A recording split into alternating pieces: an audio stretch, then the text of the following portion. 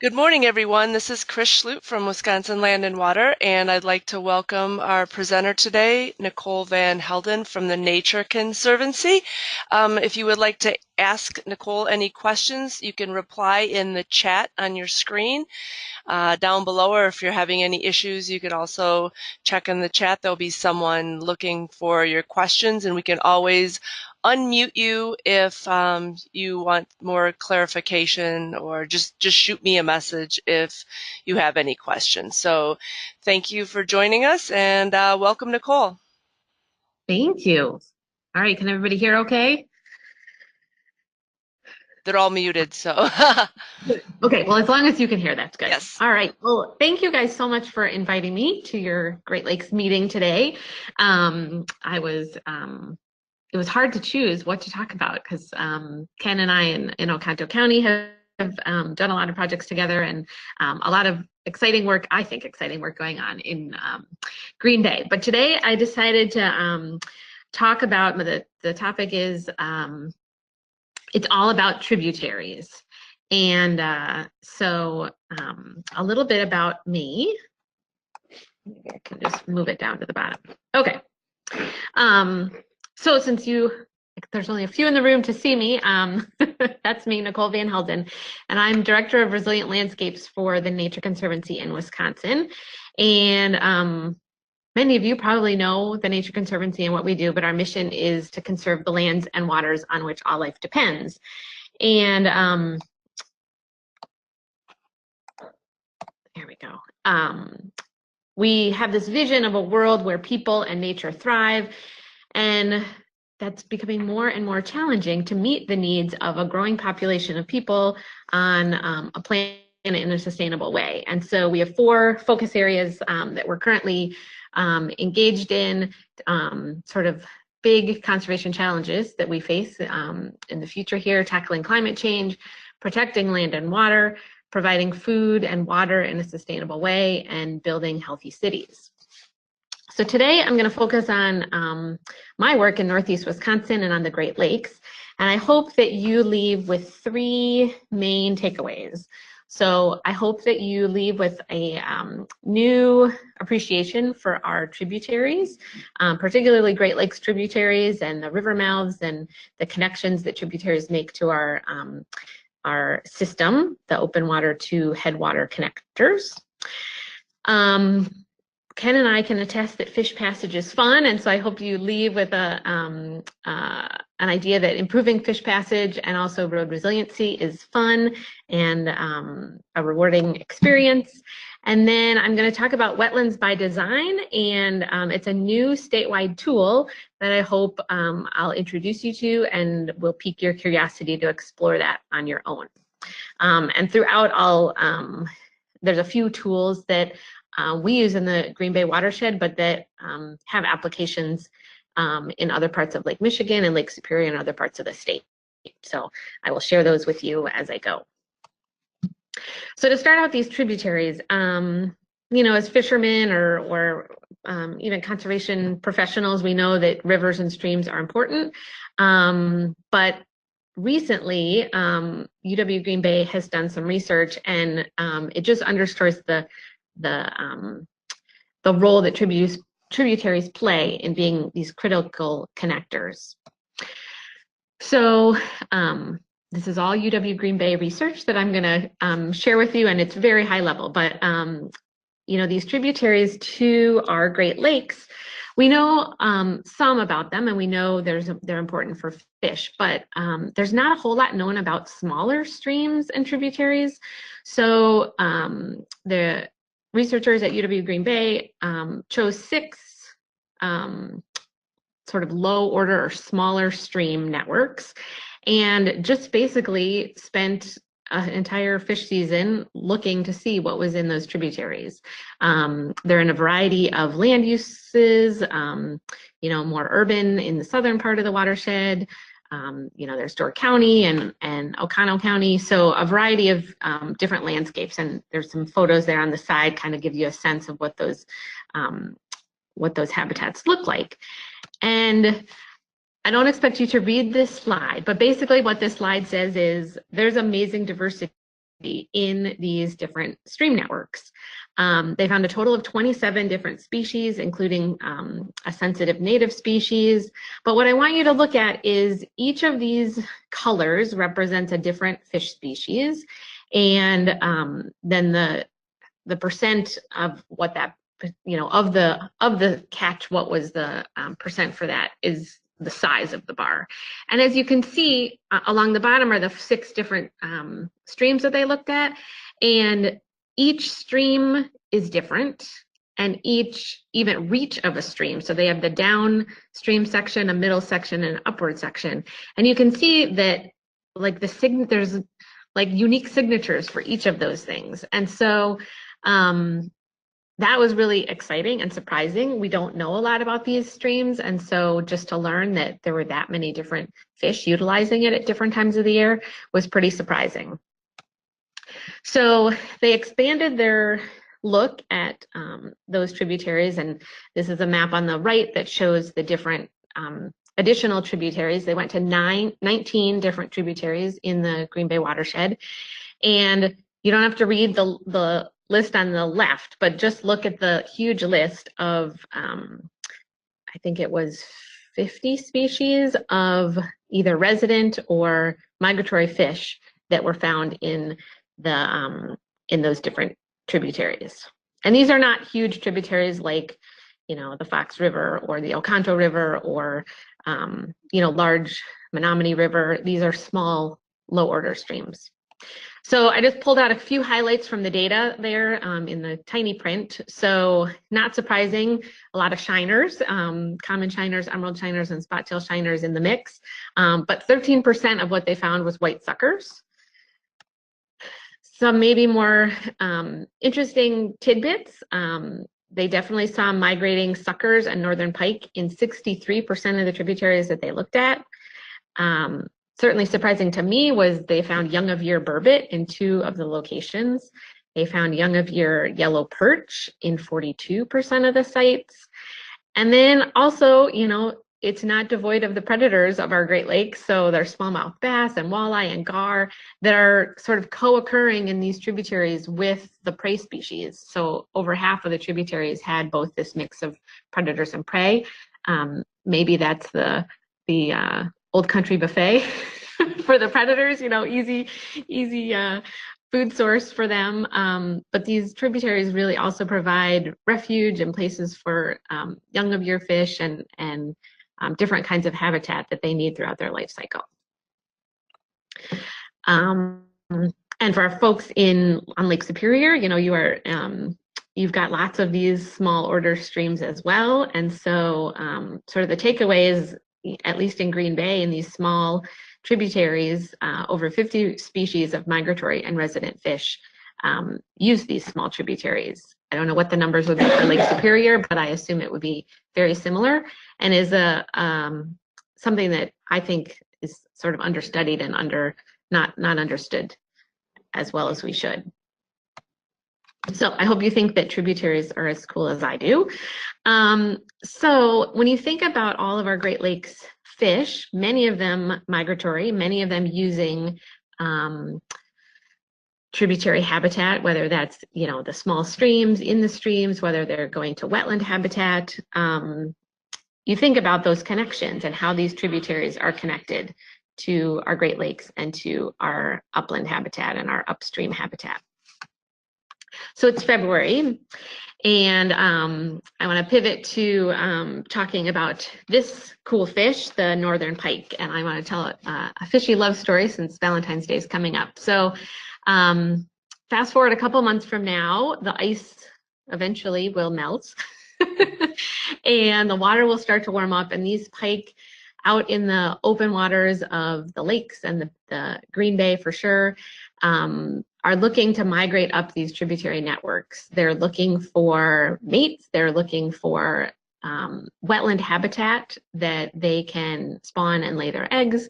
Then they need to be able to return back to the open waters of the bay and the lakes and have a safe place for their young of year to mature and float back down and eventually end up back in the bay.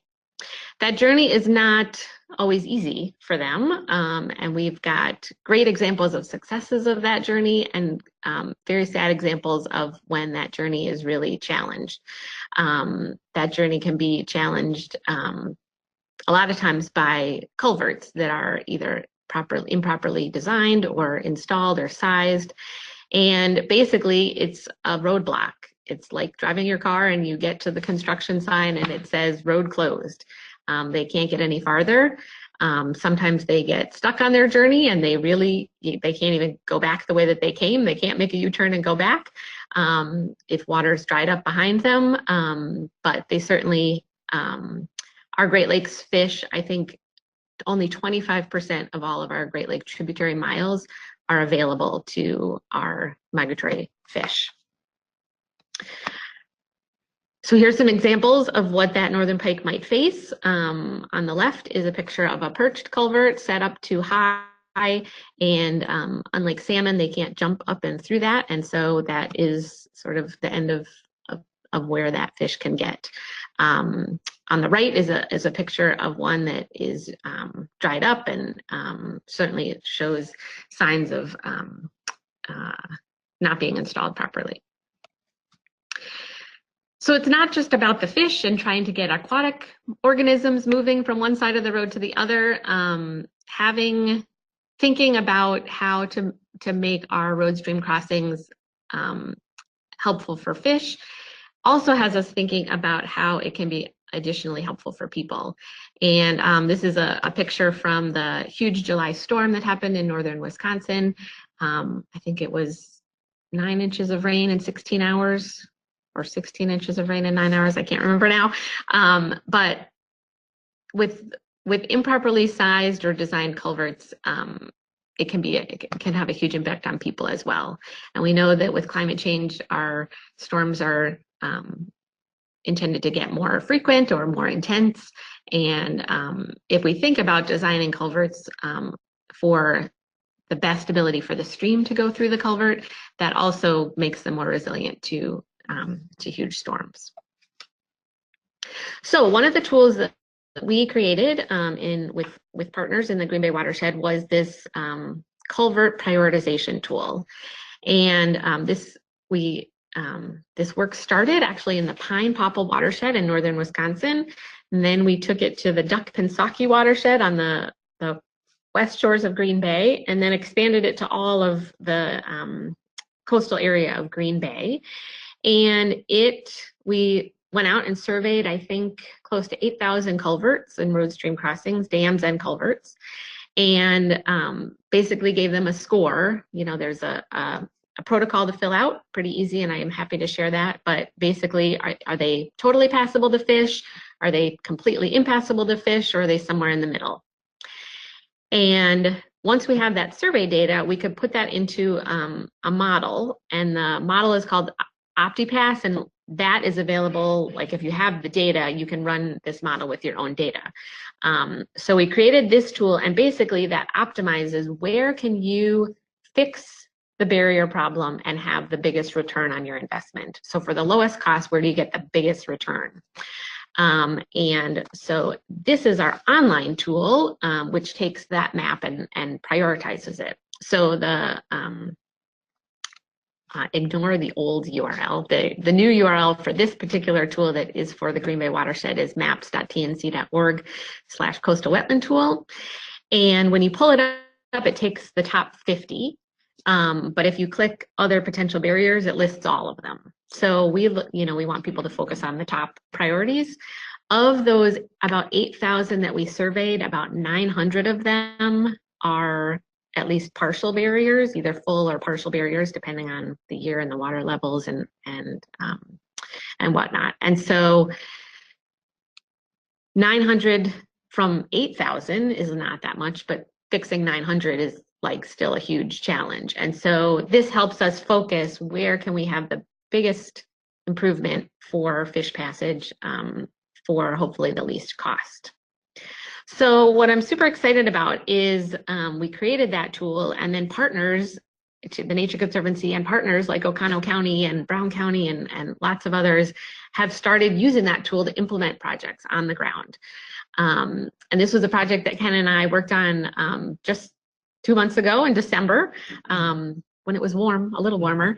And what I love about this is counties have design expertise, they have engineering expertise, they have relationships with local landowners, they have what I think is like the right level of local knowledge. You know, it's challenging to work with each individual small municipality, but at the county level, you've got enough of a knowledge of the local landscape and what's important and the politics of things and whatnot, at a scale that it's doable. You know, you can have gatherings like this and have all the counties sharing information.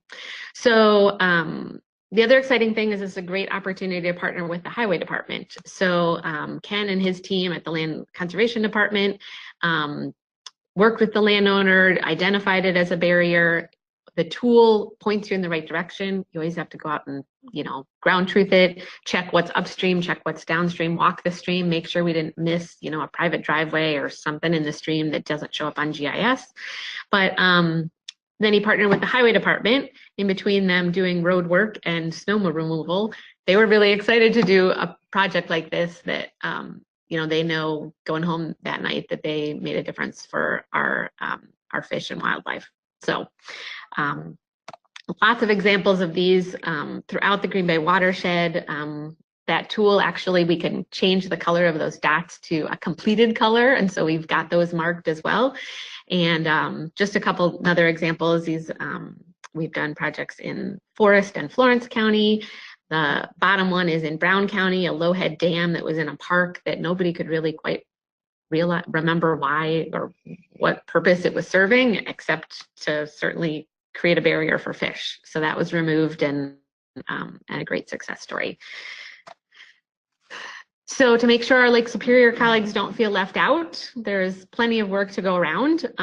This was work that UW-Madison did. So in the Great Lakes Basin, there are a little over 7,000 dams that provide that serve as a barrier to migratory fish, and over 250,000 road crossings.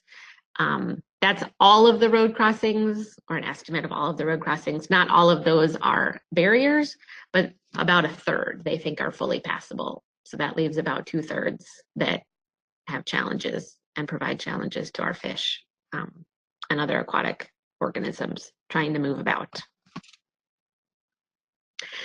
I know Northern Wisconsin, the U.S. Forest Service has done a lot of work with fish passage and helps, we partner with them to do training for a variety of different staff and road managers. The exciting thing is it's not only good for fish, but in that huge storm that they had in Northern Wisconsin, the projects where they did design and install the culverts based on sort of stream, thinking about stream and fish passage, the majority of those withstood that huge rainstorm and flooding event. So a good success story. All right, the last thing that I want to talk about is wetlands. Thinking about tributaries, our rivers are meant to flood pretty frequently. I think every 1 to 3 years is kind of the standard for when a river goes outside of its banks, and you know that floodplain is engaged to capture additional water. So when we think about tributaries and wetlands and associated wetlands, it's not only important to think about that as important habitat. Floodplain habitat is great for fish and wildlife, but it's also good to think about that as we think about developments and different land use changes, and how we can make sure that we're thinking about how to plan in a smart way as well, to make sure that there's room for the water and not cause devastating consequences. So I'm going to do my best to share about a new tool called Wetlands by Design. And this was a cooperative project that the Nature Conservancy did with the Wisconsin Department of Natural Resources with funding from the EPA. And wetlands by design, it was originally conceived as a way to identify within a watershed, to identify opportunities for the state's in-lieu fee mitigation program. And there's, I think, $5 million in the state of Wisconsin in that in-lieu fee program at the moment, with the need and the funding for that continuing to grow. But it was really trying to figure out, rather than just plunking projects here and there, how can we really be more strategic and have a watershed approach to wetland restoration and wetland preservation. So it's a GIS-based tool, statewide coverage, and it really looks at what are the needs of a watershed and what are the ecosystem services that different wetlands can provide. And it ranks, sort of prioritizes those. So I'm going to walk through. There's a ton of methodology. This was like a 2-year project, and I'm not going to get into those details. The link that I'll give you at the end has the full report, and if you're into GIS and all kinds of modeling and analysis, like all of those details are there, but this is the high-level overview. So I'm going to the screenshots here are actually screenshots from that tool. And I'm going to sort of take it to the end of the story first. So it looks at taking Wisconsin wetland inventory data of existing wetlands. Those are in green. So those are preservation opportunities, or opportunities to, protect those wetlands and keep those functions going. And then the red are restoration opportunities, and that is built off of DNR's potentially restorable wetlands layer. I think they're now on version 3. So red are restoration opportunities, green are preservation opportunities, and then the darker the color, the more service that wetland is thought to provide, and the lighter the color, the less. So darker, more service. So wetlands by design kind of does 3 things. It determines what in a watershed, what are the needs. It then prioritizes sites that can meet those needs. And then there's also this wildlife habitat piece that I'm just going to gloss over, but let me talk about each of those individually. So in the watershed, it looks at what service did wetlands historically provide. So you've got your stream network, you've got an isolated wetland on the top, you've got a headwater wetland, you kind of have a big floodplain wetland off to the side. That's sort of what historically it looked like. We look at what services were for flood abatement, for fish and aquatic habitat, sediment retention, nutrient transformation, water supply for surface water.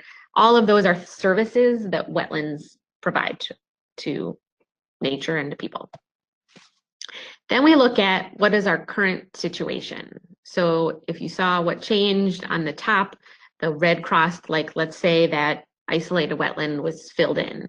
And let's say that there's a ditch or drainage network that's now draining part of the floodplain wetland, okay? So to get to what your watershed need is, you take what you historically had minus what you currently have, and that is what you've lost, the service potential that you've lost. You can also think of that as that's what you need in order to have a healthy watershed.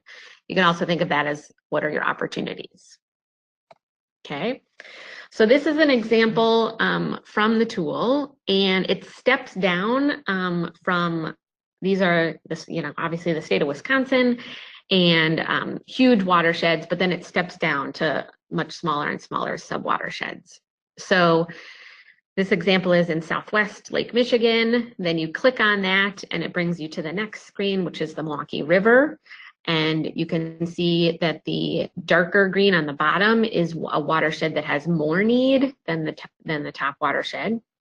So then if we click that lighter one, it would bring us to smaller watersheds, to the lower Milwaukee River, and then finally to the Pigeon River. And when you get to that Pigeon River scale, that's where you can start to see the actual wetland sites and where you might want to work. So it works, and I have a slide for this. You can look at it from a needs base, or you can look at it from a site space, and I'll get to that in a minute. So if you were working in the Pigeon Creek area, or if you were working in the Milwaukee River area, and you were looking for where could we have the biggest impact with our wetland restoration or wetland placement for in lieu fee, or we have a flooding problem and we really need to address that, this helps you look to see which watershed might help you achieve that best. So then we think about prioritizing sites. So we've got the existing wetlands layer, and we have the potentially restorable layer, but how do we figure out which site is going to help us most? So there's a variety of questions, sort of GIS-based questions that we asked as we were doing this. And I'm going to just give an example about flooding and how wetlands can help with flood abatement. So first, the wetland would have to have the opportunity to collect water. So you would think, okay, it has to be a wetland in a low spot, right? Okay, so we've got the picture of the water in the low spot.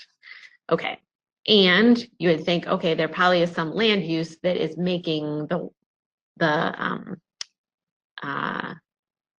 ability of the water to come to that low point.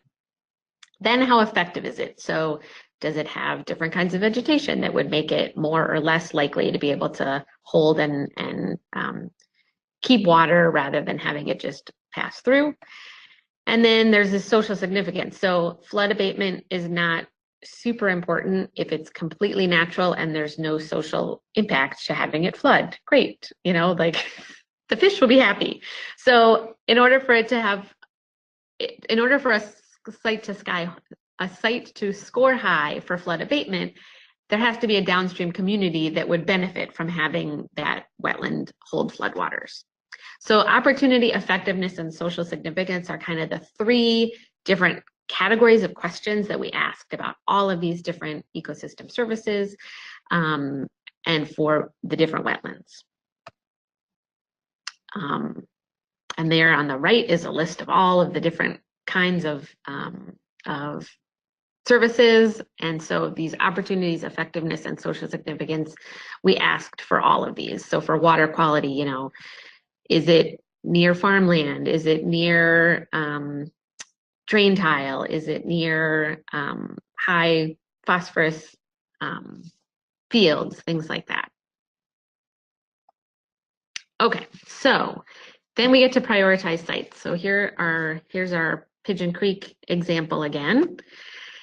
And so you zoom into the flood abatement, just the flood abatement one, and you get this map. And so you can see if you were interested in trying to create or protect wetlands that would help with flooding in the Pigeon Creek watershed, you might go to that circled area where there's some dark green and then red. So you could perhaps expand that existing green wetland by adding additional flood abatement function around it in that red area.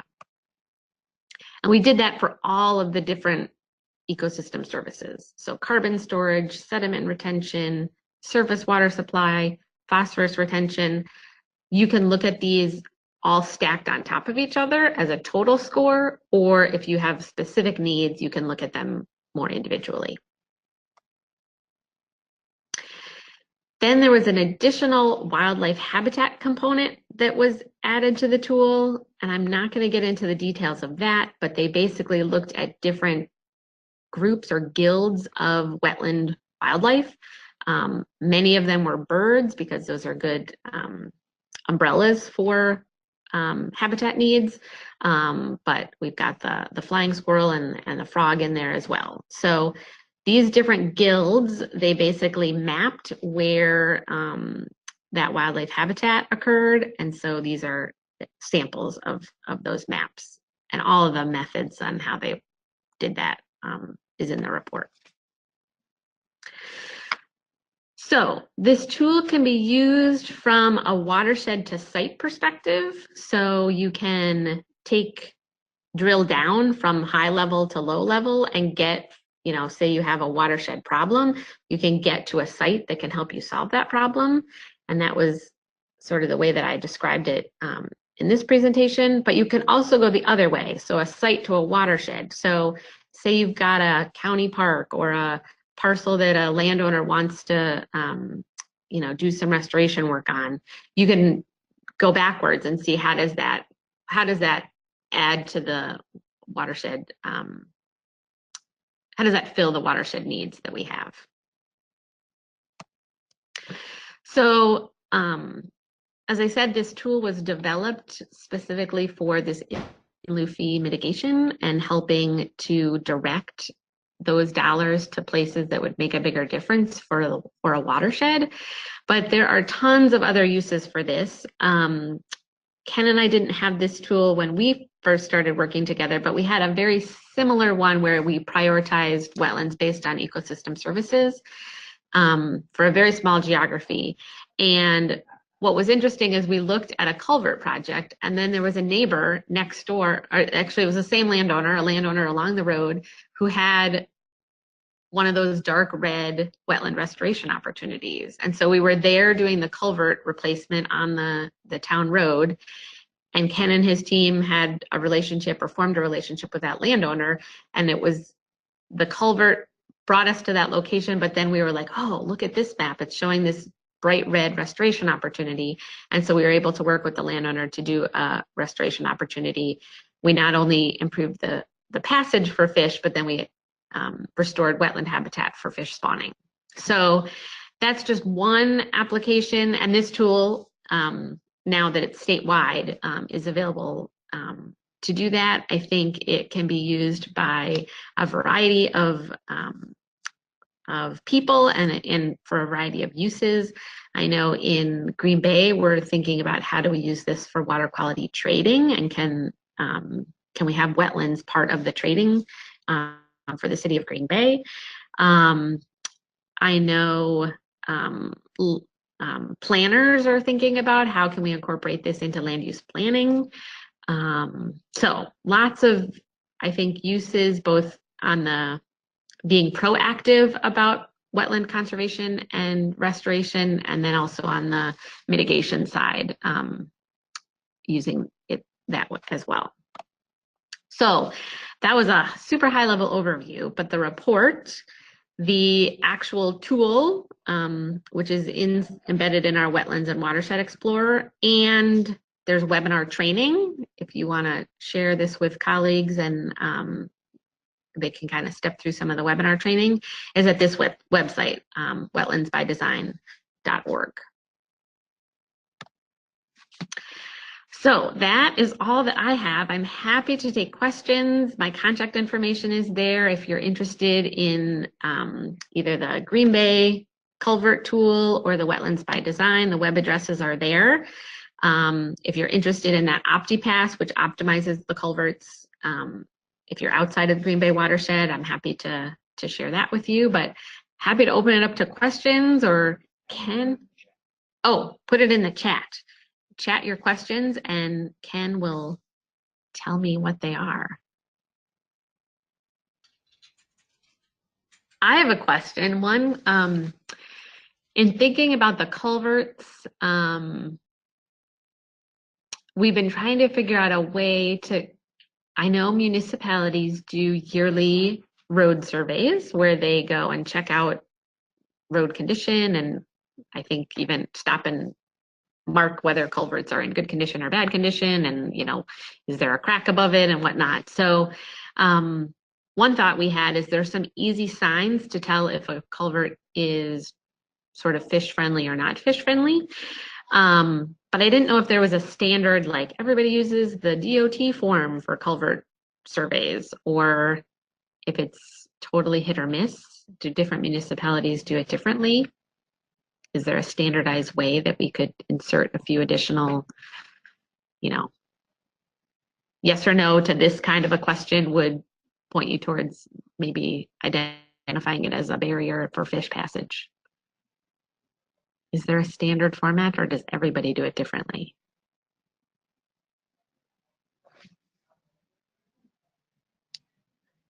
Nobody knows in this room. All right, Chuck had a question on how often are the tools updated. So the coastal wetland tool that has the culverts in it, we usually update once a year, where we collect additional data that either culverts that were fixed by partners, we mark those as completed. If there's new data that partners found a private crossing or have investigated one that we couldn't go to, those get added about once a year. The Wetlands by Design just got rolled out, and I don't know what their what their schedule will be for updating that. I can find out though and let you know. Okay, what other questions do we have? If you're looking at several HUC 8s and identify priority wetlands within them, can you rank them across watersheds? I think you have to look within a watershed. And I think the reason that they have it designed that way is because the watershed needs are based on that smaller watershed. So I'm not positive about that, but I think you get the results per sub-watershed, and you'd have to sort of look at them and compare them across manually. If that doesn't answer your question, feel free to reach out. Greg asked, what are the potential or existing funding sources for culvert replacements? Great question. So in the Green Bay watershed, we've been fortunate to have the NRDA, or Natural Resource Damage Assessment funds, that have paid for some culvert replacements. To start the tool and the survey for all of those, that was part of an early GLRI grant that the Nature Conservancy worked on, which did the tool, but then I think it funded additional culvert replacements. The Fund for Lake Michigan is a private source, and that Fund for Lake Michigan has funded some culvert replacements. And Ozaukee County has been a huge, I feel like they've been the superstar with fish passage. They have a whole program in their county and have really been able to tap into a variety of different funding sources. So in Green Bay, we're fortunate that we have the NRDA, well, fortunate and unfortunate that we have the damage assessment money. But yeah, there's a variety of other funding sources out there.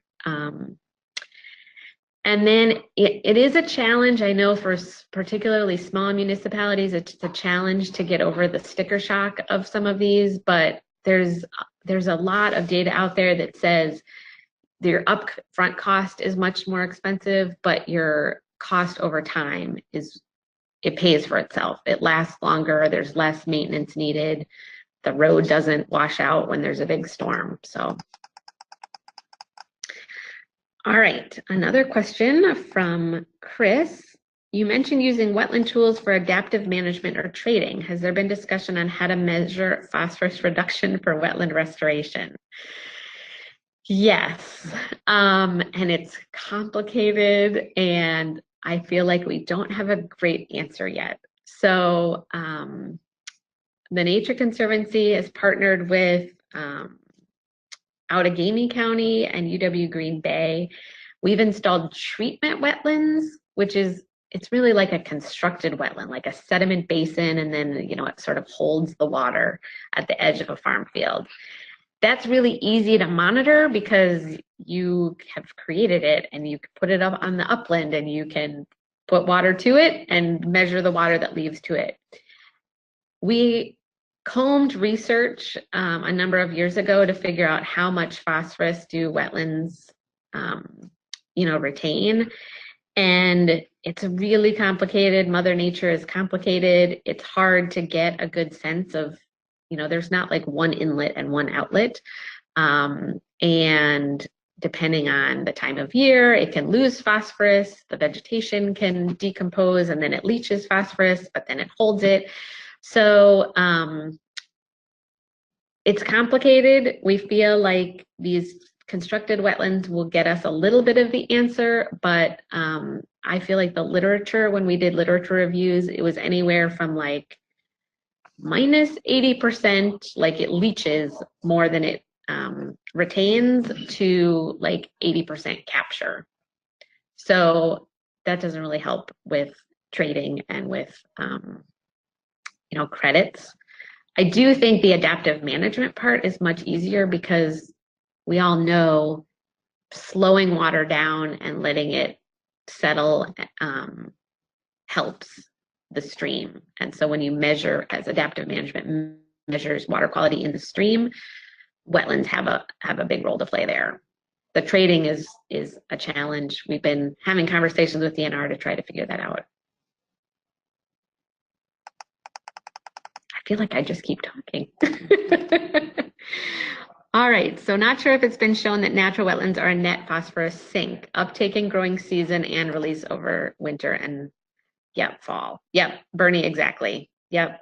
So that, yeah, what is the net gain or loss that you have over the seasons?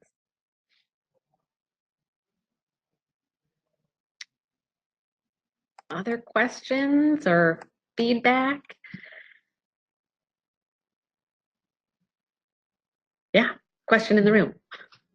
Earlier in your presentation, you talked about different factors that were included to develop the modeling. And you mentioned the wetland model. Yeah, I think you mentioned like tile being included as one of the factors being looked at. Do you know what level of inventory was done when it comes to existing tile? And then I've heard of some people saying the benefits of tile versus the negatives of tile. How much benefits are, I guess, were there benefits included as part of this, as far as reducing maybe runoff because you're able to have additional water holding capacity, of the benefits of the tile? Yeah. During different times of the season. And so I get that more complicated, but it is. I'm wondering what level of information was done with tile. Sure. So I misspoke. So statewide, they did not look at tile as part of it. We in the Lower Fox refined the wetland by design in our watershed specifically because of the area of concern and eutrophication issues. And so we took the results of that wetland by design in our watersheds, and then we added additional data that we had. So the counties have nutrient management plans that are mapped, and so we took the soil phosphorus levels that we knew from each field, and that was part of the analysis. We sort of we refined the water quality service. And then for tile, we just have the counties also for the Lower Fox did a heads of digitizing of fields that had tile signature. And it's basically like a, yes, this field has it, or no, this field doesn't. So it's not a fantastic, we would love to have GIS network mapping of where all the tiles are and where they lead and how much it drains and whatnot. But having at least the fields that we think are tiled and not, so it's presence absence kind of, is better than nothing. And so how that worked was, if it was tiled, sort of the downstream, tile collects a lot of water, but it moves it off the landscape faster than it typically would have left the landscape. And so wetlands that were downstream of tiled fields had a better opportunity to help slow and stop that water. Does that help? And I'm happy to share that Lower Fox methodology because that was a refinement. We didn't have that data statewide, so it wasn't available to be in the wetland by design tool, but we did that refinement because we were trying to squeeze out every, stop every piece of sediment and stop every pound of phosphorus that we can. Thank you. Yeah, Good question. Huh? Another question. All right. How does the wetland tool show flood reduction service? This can be site specific depending on the location of the wetland in the landscape. How does the wetland tool show flood reduction service? So that was the example that I went through. Bernie, I don't know if we want to unmute you so you can, maybe we can chat more, but it's basically, is it situated in a location where it can collect water? Is it have social significance, like it's up, there's a downstream community that would benefit from that flood reduction service? You bring up a good point that there are site-specific things, like if you have a restoration, we did not say, oh, you're going to make it a sedge meadow versus a floodplain forest. So there's certainly site-specific things that will either maximize or maybe minimize a particular kind of service. This is meant to be a GIS first cut at it, and it's definitely not, you definitely need to do in-field ground truthing and have that kind of expertise to really look at the site and determine, yes, this does make sense out in the field. It does have, I can see how this can collect floodwater, and I can think about how we could design a restoration that would maximize that kind of thing. Bernie, I don't know if that answers your question or not. Can you hear me? Yeah. Oh, yeah, this is Bernie. Yeah, so not just position in the landscape, but how much volume of flood reduction would be in this wetland area is a factor as well, compared to how much, flood volume you have.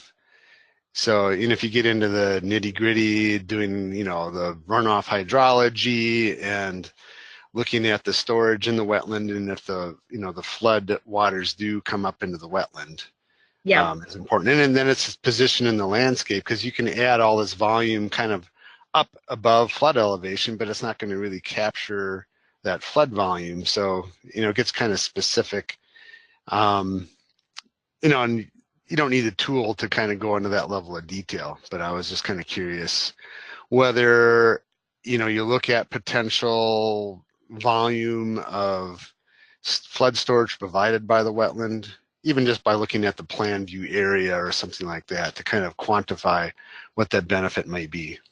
Yeah. So I'm not the GIS expert. I didn't do any of the analysis.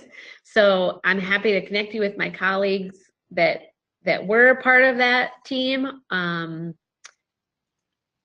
It might be in the report, or it just might be something that at a statewide, data layers, that we didn't have that level. Sure.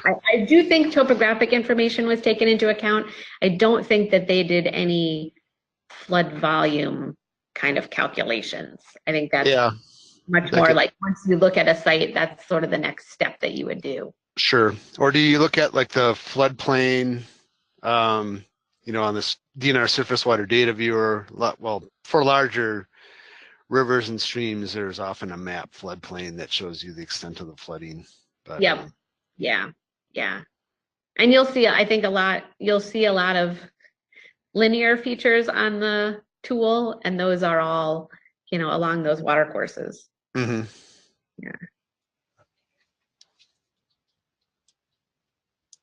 Good point. Yeah. And I sent another chat item in terms of drain tile. UW Discovery Farms has been doing studies on impacts of drain tiles on water quality. So if people are interested in that, you can look that up. The impact is related somewhat to how well the drain tiles are installed. If there's holes in the tile, well, I don't want to go into the details because I can't really speak that knowledgeably of it, but there is other information out there that could be useful. Yeah. So that's all I have. Thanks, Bernie. Sure.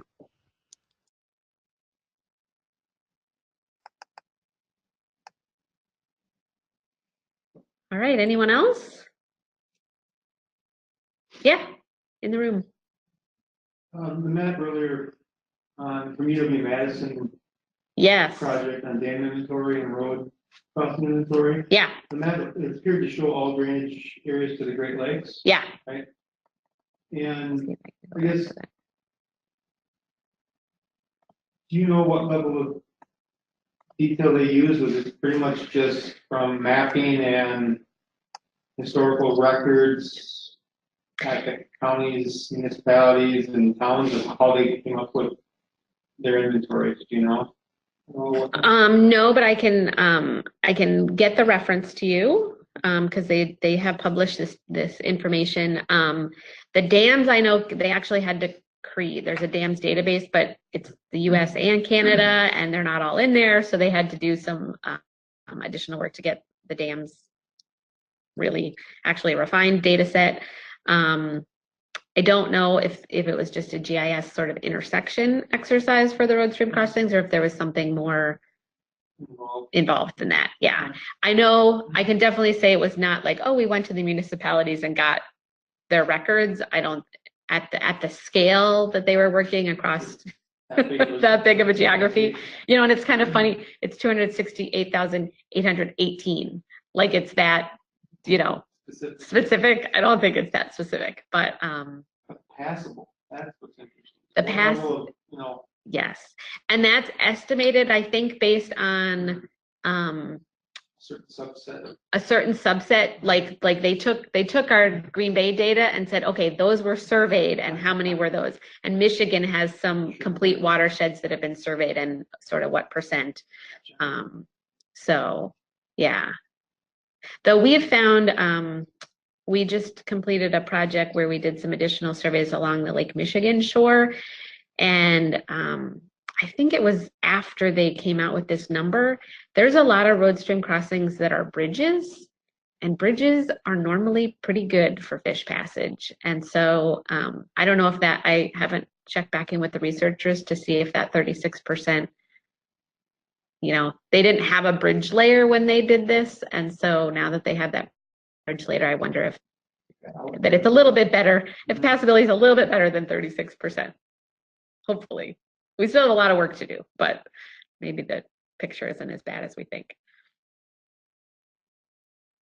All right, well, I'll let you guys get back to the rest of your meeting, but thank you. And happy if anybody has follow-up questions, just shoot me an email. I'm happy to either try to answer them or connect you with the people who could.